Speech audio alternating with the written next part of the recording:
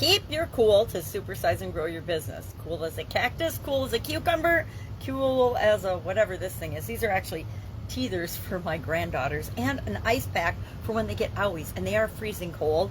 Over the last couple of days, it's been very warm in my neck of the woods. I live in Wisconsin, and Wisconsin doesn't usually get that hot. But in the summer, we get a couple days over 100, and it's been super hot, super humid, and just kind of miserable. And so I think I always want to move down south, and then we have days like this, and it reminds me, okay, I can stay inside when it's cold. I can stay inside when it's hot. I guess I could do the same thing down south.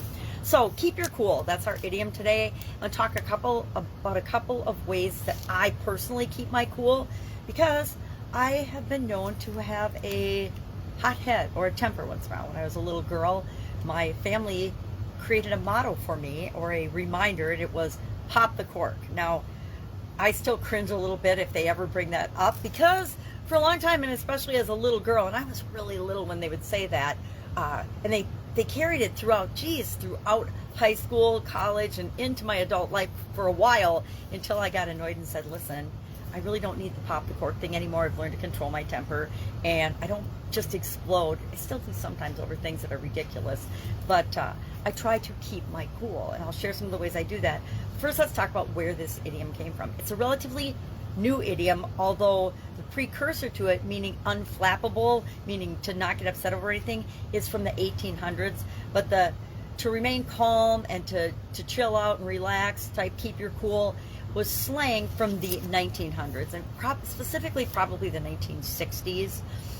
It came from something called, I want to say, beat slang. If I recall, I did not write that down, but I think that it did. But it basically means we maintain a calm and cool composure during especially stressful or emotional times, right? We don't fly off the handle. We don't need to pop the cork because we're not flying off the handle. We do and react to things in a reasonable, rational way, keeping in mind the results that we want to get, the outcomes that we really want. So we don't want to just explode emotionally or respond emotionally if we give it a couple of minutes thought. And I learned this about myself a long time ago, especially with my kids.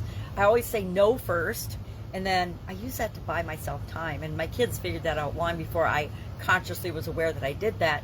But they knew that if they just took it and then went away for a couple of minutes, I would probably go find them and say, okay, yes, you can do that.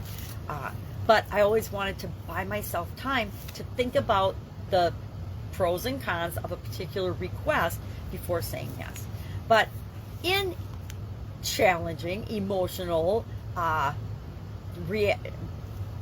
volatile circumstances, how do we keep our cool? How do we maintain our composure and not, say things we might regret, or take actions and steps that we might regret later on, or that we have to apologize for or reverse, because that's always embarrassing, and none of us want to be embarrassed as we're growing and building and supersizing our business. Some of the things I do, and one of the first things I do, is I take a deep breath, and then I buy myself a couple of seconds of time to decide how I want to respond. And sometimes how I want to respond is, hey, I'm not even going to address that right now. Give me a few minutes and I'll come back to it. I learned from my parents a long time ago, in addition to popping the cork, that sometimes I need to count. I'll count to 3, I'll count to 10. Sometimes I got to count to 100 before I choose to respond. Following my sudden cardiac arrest, I, for the first time, learned that it's okay to just walk away from an engagement that is not going well. I was in a meeting with a city council member in one of our neighboring businesses, and they had the most ridiculous requests I've ever heard of one business to another. And I looked at my city council member, I looked at my business partners, I shook my head, and I walked right out of the meeting. I walked away, I went back to my own business, and I sat there for a few minutes and was surprised at myself, but I felt so much better, because it was just a type situation. I was like, I don't want to participate in this anymore. So nowadays, following that event, I gave myself permission to choose not to participate in a situation, especially in a communication that isn't going anywhere positive.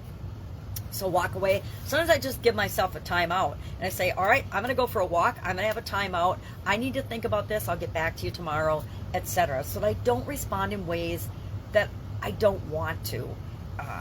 And that's the ways I keep my cool. I also have ice packs, cold drinks, whatever works for you. We have to figure those things out and have those at the ready, because I guarantee as you're building your business, stuff is going to come up that irritates you or makes you mad, and you don't want to necessarily lash out or respond with anger, especially when we're growing our business, and especially with the people that we're teamed up with and that we work with. We're going to always have disagreements that we do in any relationship.